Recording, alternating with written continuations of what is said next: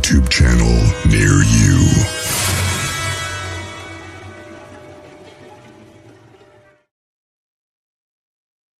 Oops. Friday night, everybody. What's going on? That's better. How's everybody doing on Friday? Finally getting some spring weather. I see people are already coming in. Griff, how you doing? Always good to see you. We got, let's say I saw a little Twisted in here. Curtis, this is telling me chat's going to shape up to be good tonight. Be lots of questions, so. Yeah, I know, Twisted. How are you doing? So tonight, we'll see how far we get with it, but Wreck of the Edmund Fitzgerald, we had a request for this, so it was it's always been an interest of mine. Roger Blair, how's things going? Everybody have big plans this weekend, or are we kind of laying low? I know some people have spring break, some people are just getting done with spring break. Hasn't been much of a spring in Michigan. Today was the first day we hit 50. So Irene from Japan, how we doing? My uncle's over there somewhere. He's been there since the 70s, so. Mr. Virgil Crane, thank you from greetings from Manchester, England. Welcome aboard from Traverse City, Michigan, across the pond.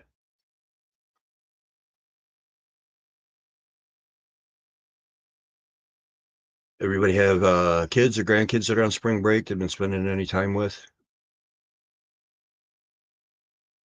So you might hear a little barking in the background. I might have to have Bear as a co-host pretty soon because he's not having being locked out of here. 85? Where do you live? State do you live, Twisted? I know my mom said it hit 90 in Texas, so. She was complaining because it was so warm and muggy and pollen. It's like much better than snow and moisture and 30 here.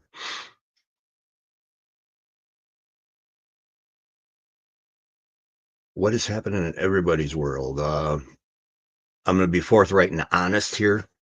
I have had some, as we know, my health has been an issue, but so I want to keep it honest with you guys. So if something happens where I take a little break, just know everything's good. You know, I should have bought never ignored the extended warranties because once I turned 50, it seemed like the check engine light came on and it wasn't a false alarm. So it's just been a little bit of everything. Oh, Amarillo, Texas. My mom's in Atlanta, Texas as a campground host there. So I'm not sure how close you are. She is actually going to Austin, Texas as her and her best buddy won campground host of the year in her region. So I have a couple thousand people. My mom from Michigan won campground host in Texas. So kind of a cool thing. Their park managers won an award too. So it's going to be a little group trip for a award ceremony. So, you know, it's not like here in Michigan where the campgrounds are just barren and you got DNR and things like that taken care of. It's a pretty big deal there and they take care of their people, which is nice. You know, we should have more of that floating around the world. Even in Japan.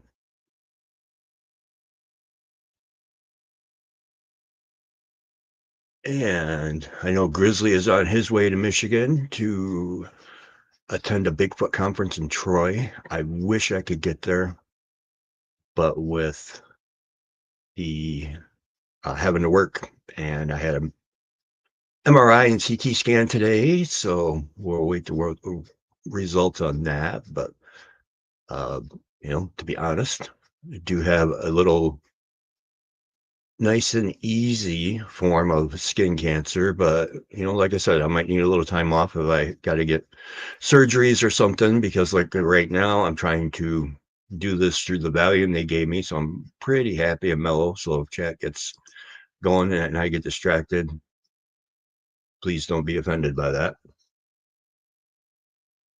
But everything looks good, so nice easy treatment. A little skin off here, a little skin off there. Probably less skin off than a good spanking I had when I was about 4, so it'll be all right. And I will pass the congratulations on to her, so you know for sure how they treat them in Texas, and it sounds like the campgrounds are really nice as well. So, and Bigfooting will be on the agenda soon because the snow's gone. My area's open. I did have a friend go by and tell me he saw a couple new X's and another huge tree teepee that were right alongside the road. So it sounds like they are back from however deep they go in the winter to my little area, and we will see if we can get them to play around with some more blue stones. Linda Thompson says hi. So the gang's here. Now tonight, like I said, we had a little request for Edmund Fitzgerald, and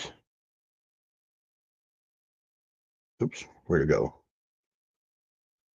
There's a whole lot of history on that boat. I mean, you can watch any video and you're going to get, an hour-long video just on the history of it, because that ship served a very long time.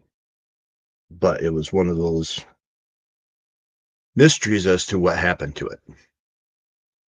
So we're just going to talk about, the final day as far as what transpired, because, it kind of sounds like it was right along the lines of, if you ever saw the movie Perfect Storm, nobody really knows why this boat went down other than it did go down. And it's really weird when you think about it, because the boat is over 700 feet long. It's in 500 feet of water. So you could literally stand the boat on end and it would stick out 200 and some feet above the water, which always baffled me, but you get enough water and it goes down no matter how long the boat is. So great movie. Yeah, that was a good movie. So the fact of George Clooney, Mark Wahlberg, all those guys, that was a really good movie. If you haven't seen Perfect Storm, check it out, because the same mentality went into what happened to the Edmund Fitzgerald. So what I'll do is pull up an article that describes it. 'Cause like I said, there's a lot of history. There's a lot of little details, and I'm not as talented as Justin with sharing the screen, so we'll do a little reading about it, and then I'll just keep checking for questions as we go and see what we can answer. It began on November 9th, 1975, so really not that long ago as far as historical boat wrecks go. I mean, the ones everybody talks about, like Titanic, 1912. Andre Doria was in the 50s. Obviously, Lusitania during the war. So all the famous ones this is the more recent, because,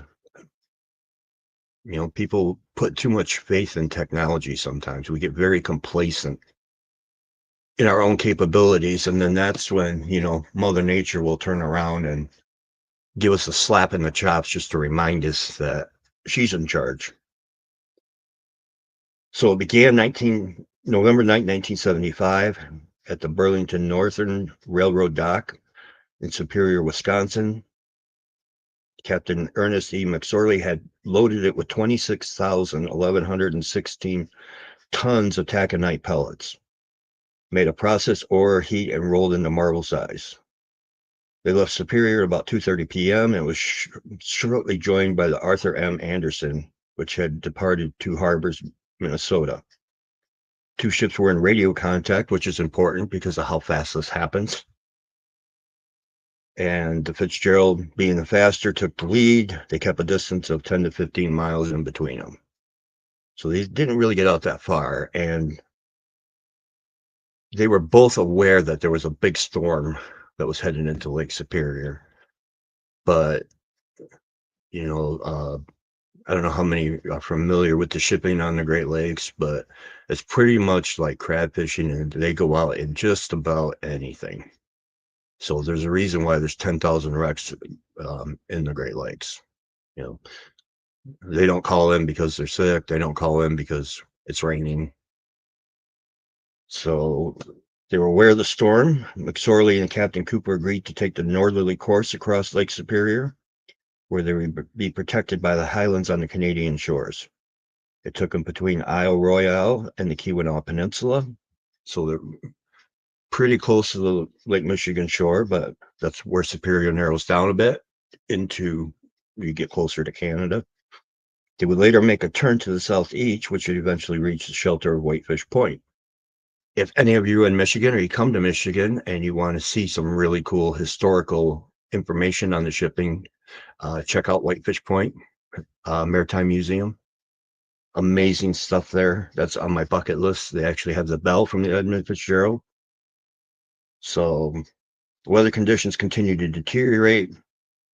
Gale warnings had been issued at 7 p.m. on November 9th, upgraded to storm warnings early November 10th. Conditions were bad and gusted into 50 knots. Seas were already 12 to 16 feet. And yeah, I want to go too low twisted. That's on my bucket list because anything maritime shipping I enjoy. So captains have piloted both their vessels in similar situations. And in the early afternoon, November 10th, Fitzgerald passed Michipoken Island and was approaching Caribou Island. The Anderson was just approaching Michitopen, about 3 miles up the West End Light. Reading the name of the boat, I didn't realize that Anderson was actually parked in Frankfurt for a long time. When there was an issue with the ferry service. So I've actually seen that, which is kind of cool. The other reason why Edmund Fitzgerald is close, November, wintertime, absolutely. And it's the craziest time of the year to be going across Lake Superior because of the fact you get the cold air across Canada coming down, and the water is still warm in Superior at the time because it's such a big lake. And it makes for some horrendous weather. As it talks about here, the fact that he and his officers watched the Fitzgerald pass right over the dangerous area of shallow water. So there's a sandbar in that area.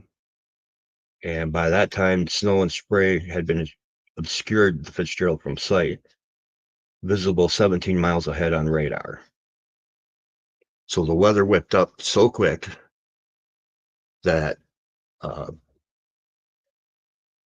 they lost sight of them, even though they could. So now they just had them on radar. As the afternoon wore on, because of the conditions, they stayed in more frequent radio contact. Communications with the Fitzgerald concerned navigational information, but no extraordinary alarming reports were offered by Captain McSorley. At about 5:20 p.m., the crest of a wave smashed the Anderson's starboard lifeboat, making it unusable. Captain Cooper reported winds northwest by west at a steady 58 knots and gusts to 70 knots and seas at 18 to 25 feet. So now you're in for a bumpy ride. Mr. Skinquando, how we doing? Talking a little Fitzgerald here. And so now it's getting bumpy. Even in a 700-foot boat, it's getting bumpy. And speaking of bumps, according to the captain, about 6:55 p.m., he and the men in the Anderson's pilot house felt a bump, felt the ship lurch, and then turned to see a monstrous wave engulfing their entire vessel from astern that worked its way along the deck, crashing on the back of the pilot house, driving the bow of the Anderson into the sea. And then a quote from captain of the Anderson: Then the Anderson just raised up, shook herself off all that water, baroof, just like a big dog. Another wave, just like the first one, or even bigger, hit us again, and I watched these two waves head down the lake towards the Fitzgerald, which is important, coming up. And I think those were the two that sent her under. So Martin Clark, first mate of the Anderson, kept watching the Fitzgerald on the radar, set to calculate her distance from other vessels near Whitefish Point. He kept losing sight of her. Ike. How we doing? So even on the radar, the weather got so bad that it actually. Lori, how we doing? Oh, that's right. You're the one that requested this, so this is kind of for you and everybody else, as long as myself, because, like I said, this one's in a way it's kind of personal because a friend of mine, Jeff Gilbert, his uncle was on the Fitzgerald that night, so kind of hits home. So while they were trying to keep watch, the first mate kept watching the Fitzgerald on the radar set to calculate her distance from other vessels near Whitefish Point. He kept losing sight of Fitzgerald on the radar. From sea return meanings, the seas were so high they interfered with the radar reflection. So imagine you're out in a boat and waves are so big that they're actually covering your radar signature. So you know they're going over the top in order to obscure that. First mate Clark spoke to the Fitzgerald one last time about 7 p.m. Fitzgerald, this is the Anderson. Have you checked down? Yes, we have. Fitzgerald, we are 10 miles behind you and gaining about half a mile per hour. Fitzgerald, there is a target 19 miles ahead of us, so that target would be 9 miles ahead of you.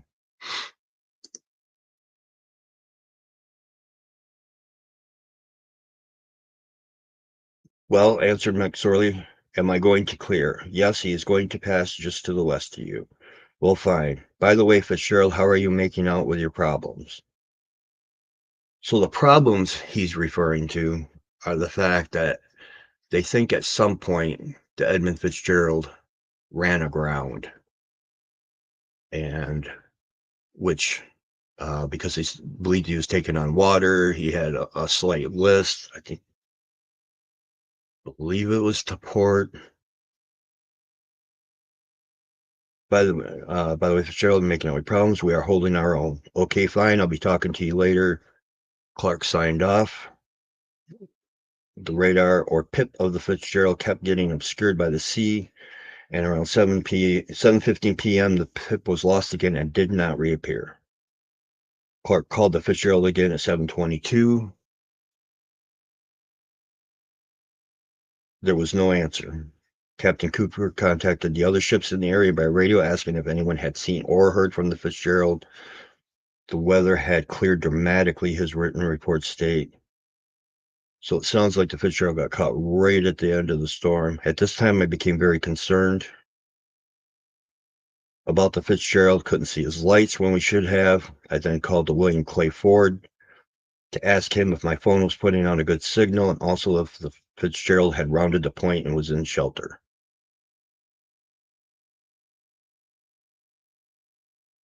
Oh, I can't imagine being on a boat and seas like that over your bow or running aground.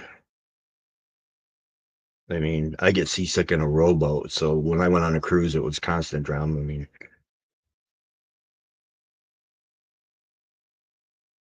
so we were at rounded the point, was in shelter. I called the Sioux Coast Guard, which is Sault Ste. Marie, Michigan. I was sure something happened to the Fitzgerald. The Coast Guard were at this time trying to locate a 16-foot boat that was overdue. So it's amazing how bad and how fast the weather can get that more people.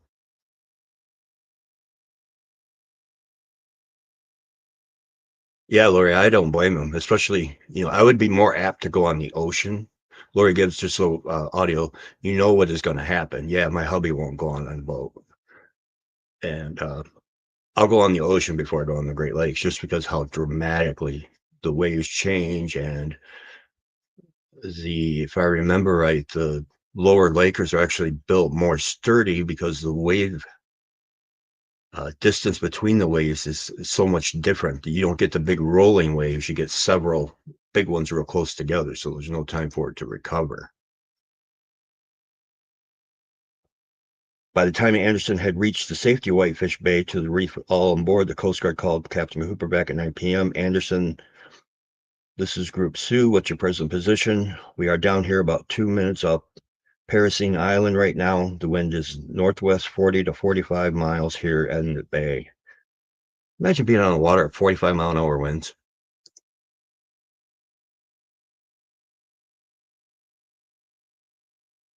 It's all calming down. What do you think?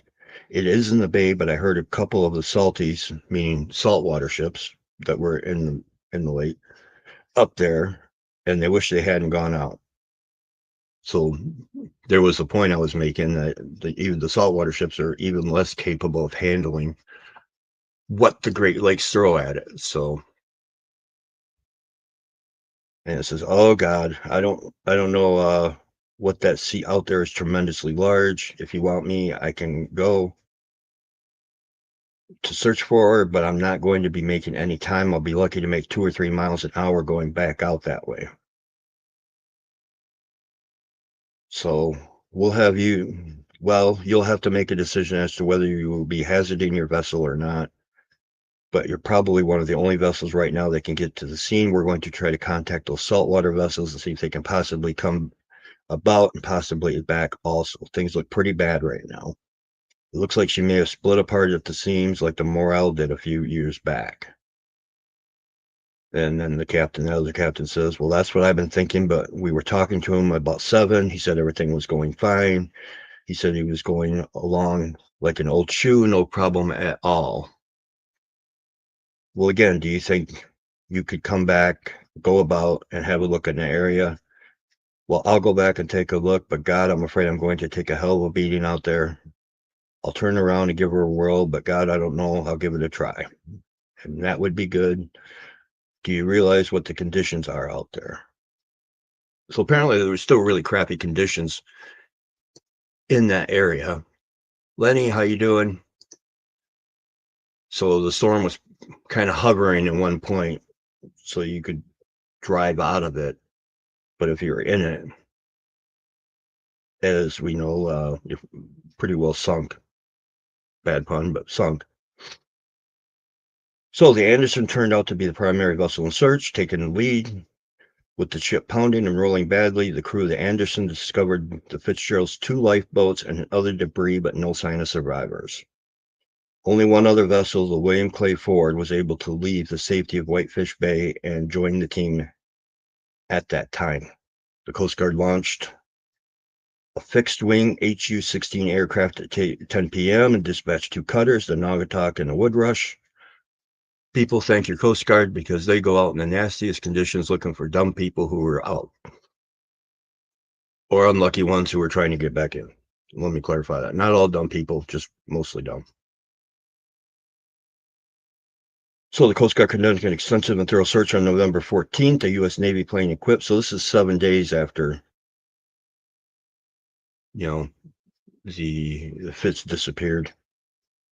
Sorry, 4 days. Plane equipped with magnetic. Coast Guard conducted an extensive and thorough search on November 14th. A U.S. Navy plane equipped with a magnetic anomaly detector located a strong contact 17 miles north of Whitefish Point. During the following 3 days, the Coast Guard Carter Woodrush used a side scan sonar, located 2 long pieces of wreckage in the same area. Another sonar survey was conducted November 22nd, 25th. So the following May 1976, Woodrush was again to conduct a side scan sonar.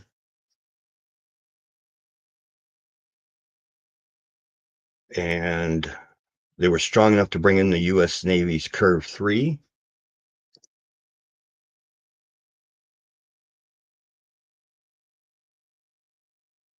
Okay, I'm just going to say this out loud, and I know I'm chatty right now. Lori, you're fine. That's what chat's for. Chat. Light it up. Gordon Lightfoot recognized Edmund Fitzgerald is so haunting. And so that was how I kind of learned about it, and that song is historically correct. So I just don't have the voice. Otherwise, I would just sing it because he's got a lot of good information. That would be a good thing. We'll have to, if somebody can remind me in chat, we'll Google that and see how he got involved. where that song came from.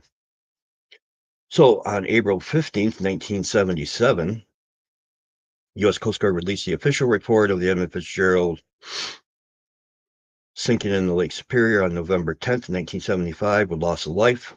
While the Coast Guard said the cause of the sinking could not be conclusively determined, it maintained that most of the problem caused by the sinking of the SS Fitzgerald was the loss of buoyancy and stability resulting from massive flooding of the cargo hold. Flooding of the cargo hold took place through ineffective hatch closures as boarding seas rolled along the spar deck. Oh, I forget boarding means to get on the boat.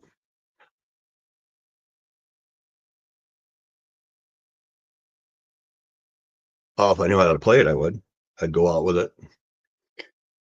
Plus, I think YouTube would give Grizzly a slap on the hiney for copyright.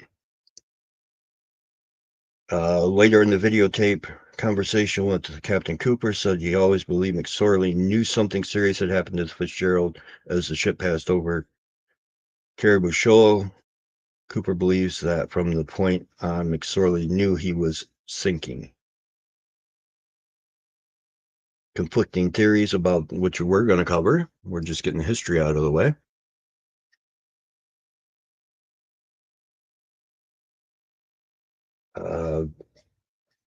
Three expeditions to the wreck revealed that it is likely she submarine bow first into an enormous sea as damage forward is indicative of a powerful quick force to the superstructure, but what caused the ship to take on water enough to lose buoyancy and dive to the bottom so quickly without a single cry from help cannot be determined.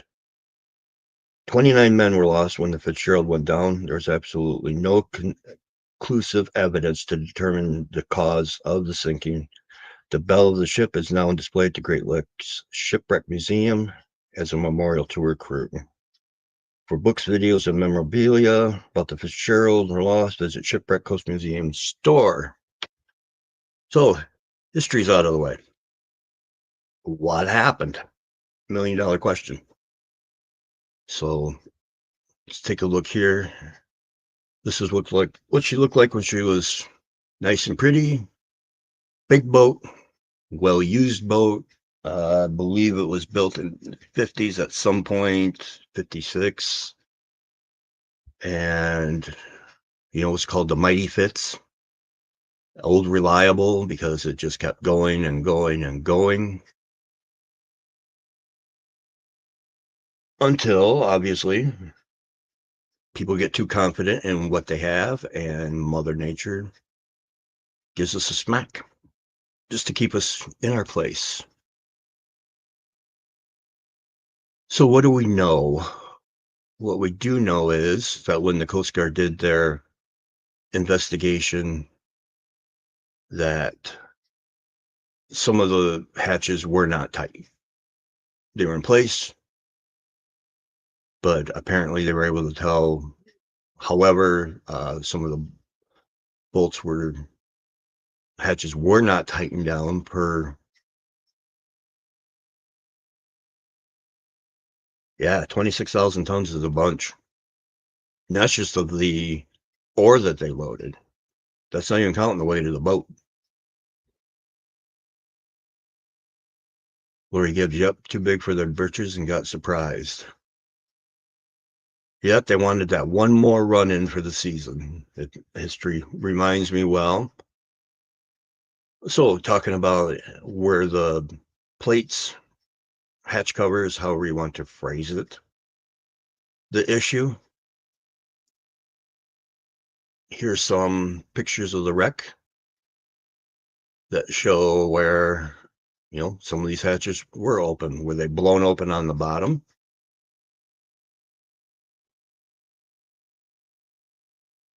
Yep, Lori, you're right. That's also their money. And if the ship's not running, it's not making money. And if the ship's not making money, the captain's not going to have a job for very long. And all the personnel on that boat know what they're signing up for. Oh my gosh, I had not seen that. Yeah, I tried to look for some more of the obscure pictures of the wreck. But you can see here where this one's actually pushed down and blown out at the same time. You know, the hatches could definitely have contributed to it. There are, the wreck is really well, other than how deep, it's in 500 feet of water. So it's really not that deep twisted, compared to, like I said, it's over 700 feet long. If you stand it up, you got over 200 feet of boat still sticking out of the water. Um, here's an artist rendition of probably what a mile part of the boat was going through, considering, the waves barely breaking over, but the sound of the reports, they were, clearing here, which, is never a good thing. And the fact that it's the first time I've ever seen like what's the word I'm looking for? The cabin here, or office, is right at the very front of the boat, and then the engines are way back here. So,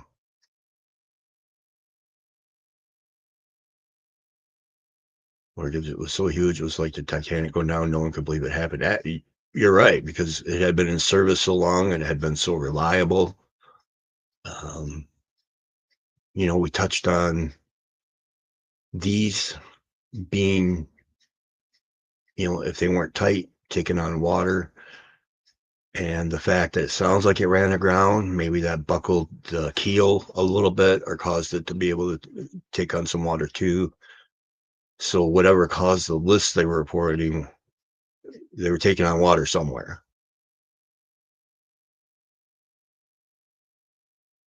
I also believe the same thing, leave it alone. It's like a graveyard, just like Titanic respect. Yeah, absolutely. I mean, those crewmen are still on that boat. Thankfully, when the video was released, the latest robot footage that they had down there, they did find a couple of the crew in this cabin bridge. There we go. Sorry. Anybody who was out there as a seaman and really mad at me because I forgot the term bridge, I apologize. But in the bridge, they did find some people. They did, out of respect, blank that out when they showed it to the public, and the movie that's playing also has that blanked out in respect of the family. So their family members aren't on public display. But the wreck itself is really well preserved. I mean, the fact that you can still read the name on it, there's no, Titanic's obviously a wreck, but it's a mess too. You got all those organisms down there eating away at it. And even though the water's cold, those rusticles actually eat the steel. Where in the Great Lakes, we don't have that bacteria. So all of these make it so the wrecks stay so preserved, which is why so many people come here ship hunting, and deep dive these wrecks, because they are very well preserved. Finding boats, wrecks thousands of years old in the Great Lakes, and pretty much rewriting history as far as these, when they think people started using the Great Lakes as navigation point. So, little twisted, this was 1975, I believe. 77 when they started getting some answers, and so, and they're still looking at it. I do believe there is, man, I'll have to look now, but November 9th, 1975. So went down on the 10th.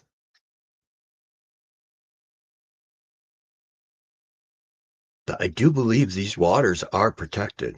I don't think you can dive the wreck without permits. So that's something that I know I'm getting off topic with Titanic, but that was something Bob Ballard could have done if he had just brought up a spoon or something from the wreck, he could have claimed the wreck of Titanic as his own, and it would be a museum at this point instead of uh, a treasure trove for people to go down and deep dive. So now back to why did it go down? I do have my opinion on it. You know, we do get these rogue waves in the ocean that they're proven. They finally got some video of one crashing into a cruise ship and nearly taking it down. And, you know, that's the captain of the Anderson talked about two huge waves, you know, nearly sinking his ship twice, and saw the waves headed toward the Fitzgerald's direction. So what could have happened there? Something similar, you know, depending if the waves close the gap or not, where if it hit the boat at the same time, it goes up, front end goes up, and then before it can settle back down, the back end goes up because of the fact that it gets caught between the waves. This is one theory. And then what happens is the keel can't support it and broke in half, down it goes. To me, um, and I'm no naval wreck person, you know, so, but to me, it seems like that would have still given them time to have gotten a signal off, or um, maybe they lost complete power when the ship broke. I don't know. I'm tending to think that maybe the first wave actually picked the boat up, and because it's so big, Brian, whether just perfect, maybe nothing they can fight. Yeah, it definitely, to me, it was wave related. The fact that they were already taking on water. And again, here's my opinion. Um, and this kind of will back it up. Let's get rid of this, add this. So here's the wreck. You know, again, this is kind of an artist rendition, but it's accurate. You can see here where all this is piled up. You know, to me, that says that that thing got drove straight into the ground.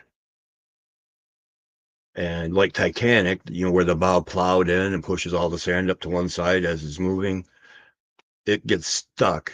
Doesn't go very far because there, but then the other wave just twists it right in half. You know, so it got corkscrewed right into the ground, which is why there was no signal. Nobody was able to get out of the boat. They were 500 feet underwater before, in a blink of an eye. So, and then you can see where it got twisted here. You know, this is all mangled and twisted. And you've got more hatches laying around, pieces of steel, hatch doors that were blown off. So, in my opinion, that's what happened. I think she took the first wave, was already heavy. All the water goes to the front of the boat. Bang. It just kind of scoots along as the back half gets twisted. And that's why they're so close to. You know, where Titanic, they're a mile and a half of the bow and stern are separated by a mile and a half. You know, so the water's a lot deeper. It's got farther to travel.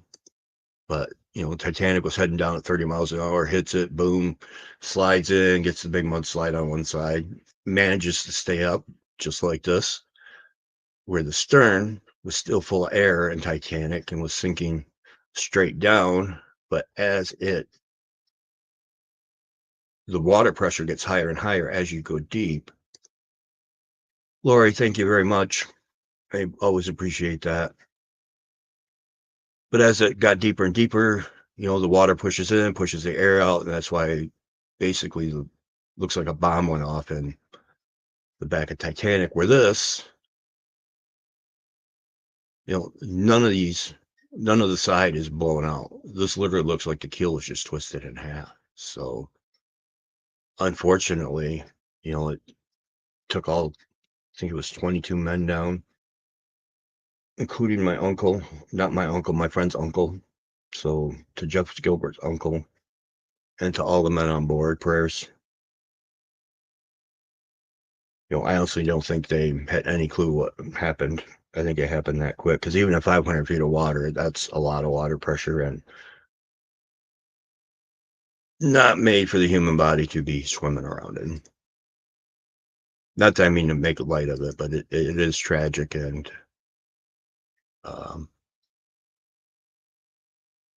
very sad. And like I said, hits home. So I feel bad for them.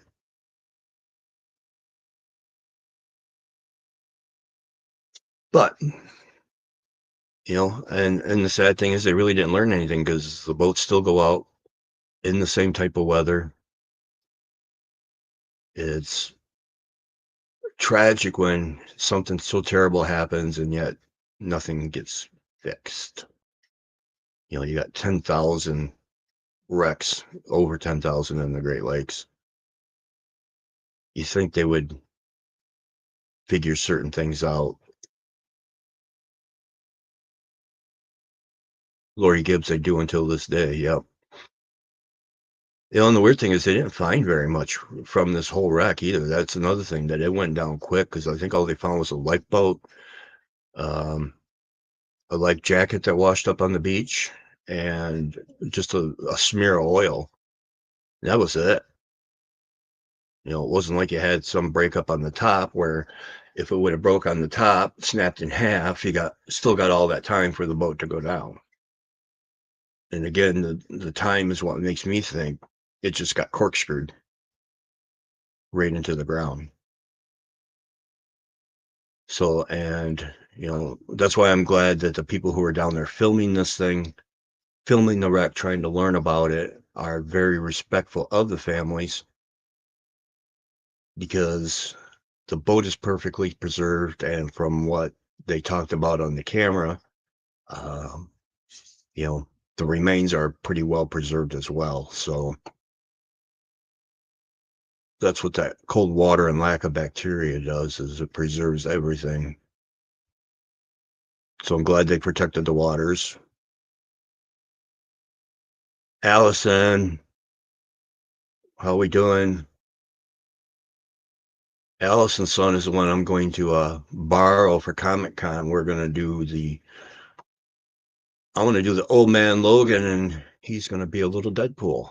So it'd be the one day I hope Mom lets him do a little extra cursing, because Deadpool wouldn't be any fun if it was PG-13. So what's everybody think of my theory? Anybody else got any theories out there? I know we were going to talk more about other things in the Great Lakes Triangle.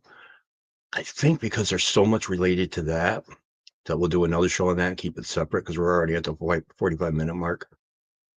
And literally with the Great Lakes Triangle, there are hundreds of different crazy things with planes and ships and weird lights, lights that were filmed from another boat, actually hovering from a boat.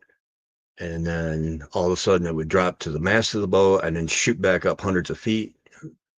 People were trying to say it was a drone, but this was really before drones were too popular out there, and the amount of light was given. They estimate a drone wouldn't be able to put that kind of light out if it was just somebody's plaything on the boat.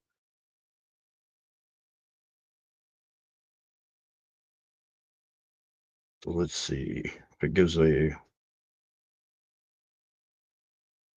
map here.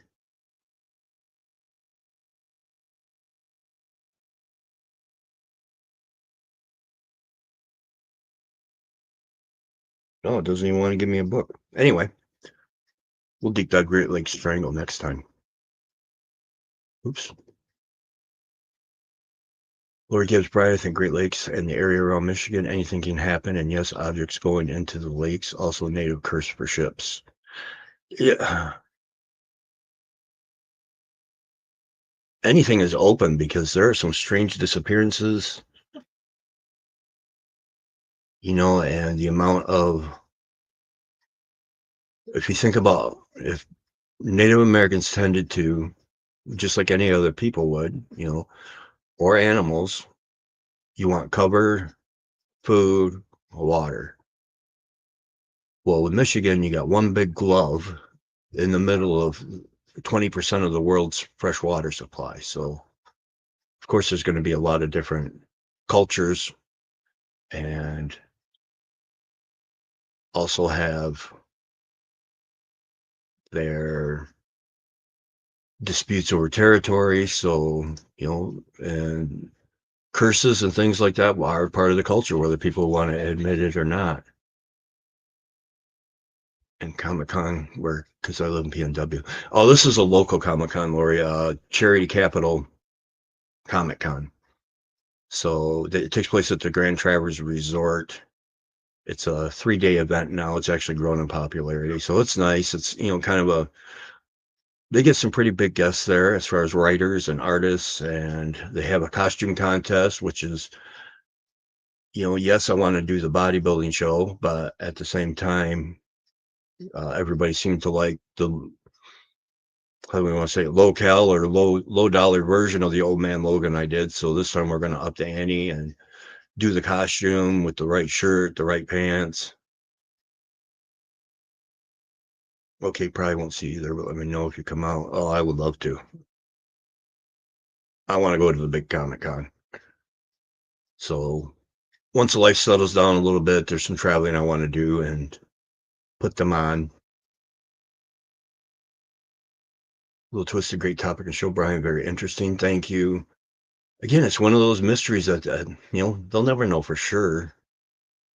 And all I am is just a backyard armchair boat researcher, Titanic, Andrea Doria, Lusitania, Britannica, all crazy events under weird circumstances. Some people think the whole Titanic line was cursed because you got Titanic and Britannic going down under different circumstances. Edmund Fitzgerald, and just because of the way that went down so quick, barely any debris, no survivors. It was very sudden. Lori, I'm saying Brian, BF ships, ghosts, all of it. Oh yeah, I'm I'm an equal opportunity enthusiast. So obviously the Bigfoot turd in my freezer is kind of what got me a platform to talk about this kind of stuff. So we'll be doing that. And we're getting a little closer to me being able to talk about a really cool topic. And after April 11th, I believe I'll be able to disclose it. And you'll see it'd be a lot of fun. It can give a lot of, it'll be a lot of fun. It's going to shine some light on some things. It'll be, it's a good project. And I think you're going to really enjoy it when it comes out. So with that, and plus, these shows are for you guys. I enjoy doing them. I love interacting with the chat. So if you guys have any topic whatsoever that you think, are interested in me talking about, whether what my boneyard opinion is. So Allison loved the topic. My nephew is very into these ships and loves to tell me about them. Wish he was up so I could ask his theory. Yeah, me too. We could keep this going. So I'll put Allison on the spot and say, hopefully Dylan's still available. We'll get some pictures on here of me as an old man Logan and Dylan Pool. But with that, we're going to wrap it up for tonight. And again, thank you all for coming. You guys being here means a lot. If you're watching a replay, thank you. And from coast to coast and around the world, I hope everybody has a good night, a good weekend, Hopefully, if you're getting spring break, you're having something to do that's someplace fun. If you're getting back from spring break, rest up before the school year kicks back in. Guys, have a great night.